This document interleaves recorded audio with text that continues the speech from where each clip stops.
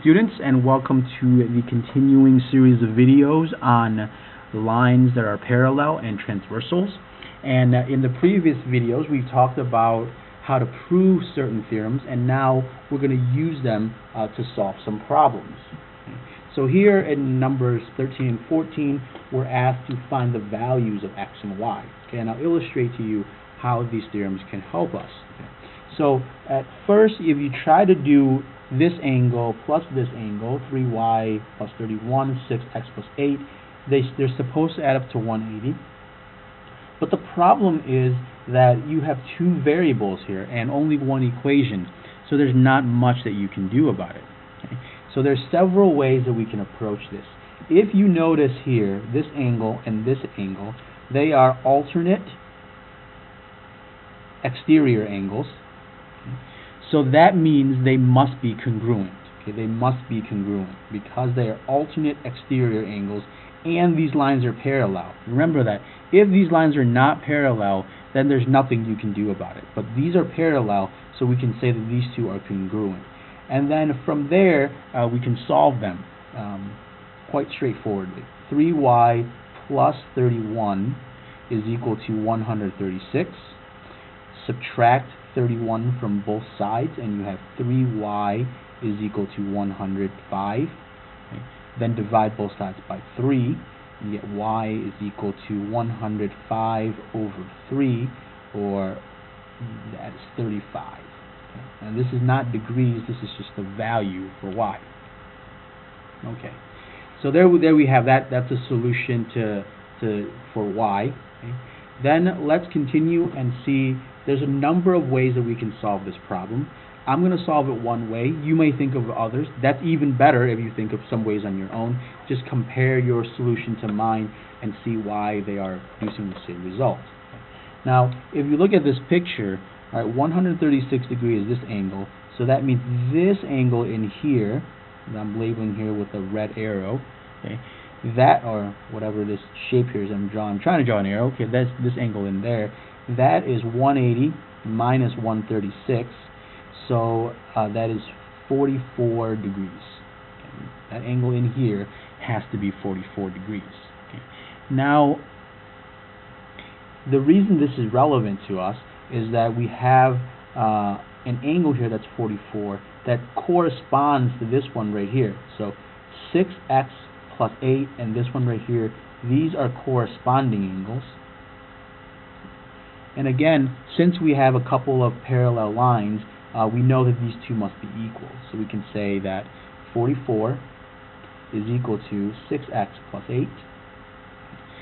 Subtract 8 from both sides, and we have 36 is equal to 6x. Divide both sides by 6, and you have 6 equals x. And that's our final answer. Okay, so here 35 is y, 6 must be equal to x. Alright, so now I'm going to continue, but rather than solve number 14, I'm going to solve number 15 and ask you to do this one on your own. Okay, so I'm going to ask you to try on your own.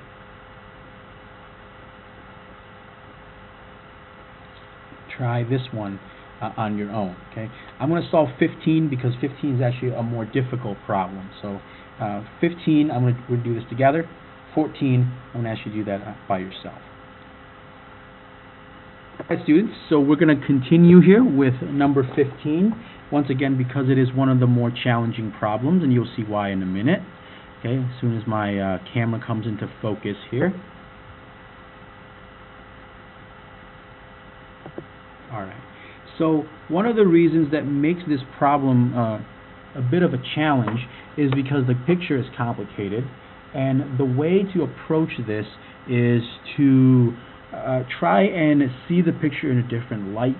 Try to find angles that you know something about and work with those. Okay. Now, I know what I said was kind of ambiguous, and that's because problem solving by itself is kind of an ambiguous process. You don't really know for sure every single time how to do it. Every single time can be a little bit different. So I'm going to show you how I approach this problem, and this is the result of some trial and error. So don't be discouraged if you don't see this right away. So I'm first going to highlight this part right here. and this part right here, and this section right here. Okay, so if we just look at those red lines, just at those red lines, one thing that you can see is that 122, okay, 122, and this angle right here, so I will call this here angle 1.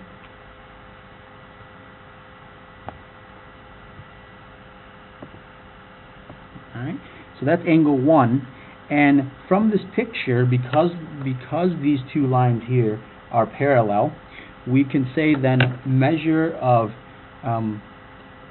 that 122 and angle 1 are corresponding angles. So that, I'm sorry, not corresponding, consecutive interior angles. So we can say that the measure of angle 1 plus 122 equals 180, okay? And this is consecutive interior angles. So now we can solve this, and this will tell us that measure of angle 1 is really 58 degrees. Okay? Measure of angle 1 is 58 degrees. Okay. Now, this doesn't seem like it helps us a whole lot because I just kind of solved for something that's unrelated to what we've been trying to solve for.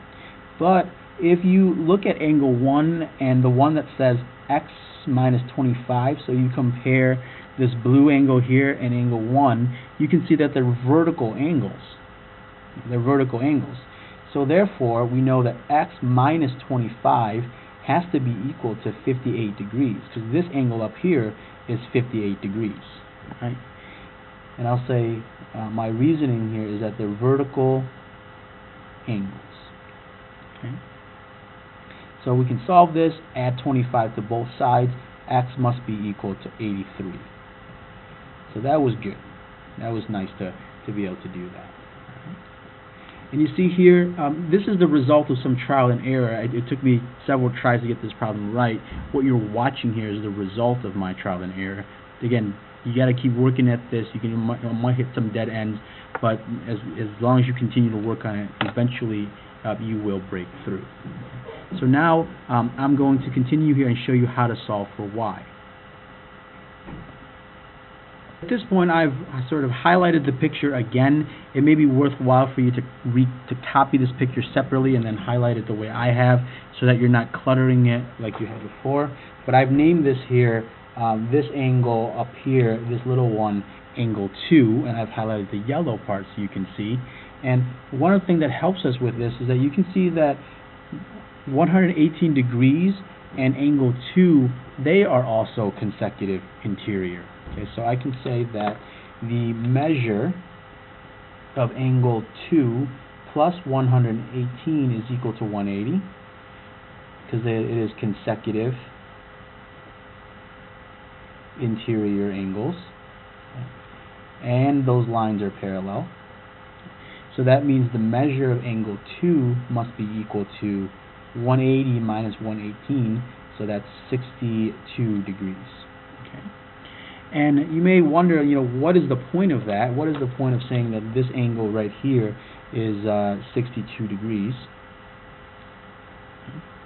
And so now I'm going to, again, unhighlight this picture and re-highlight it one more time and show you why that is useful. So here I've underlined this line here red so that you can identify it. And if you see here 3y plus 62 plus 58 must be equal to this straight angle here. So in other words, these three angles have to add up to 180 degrees. And we can set that up and solve it that way.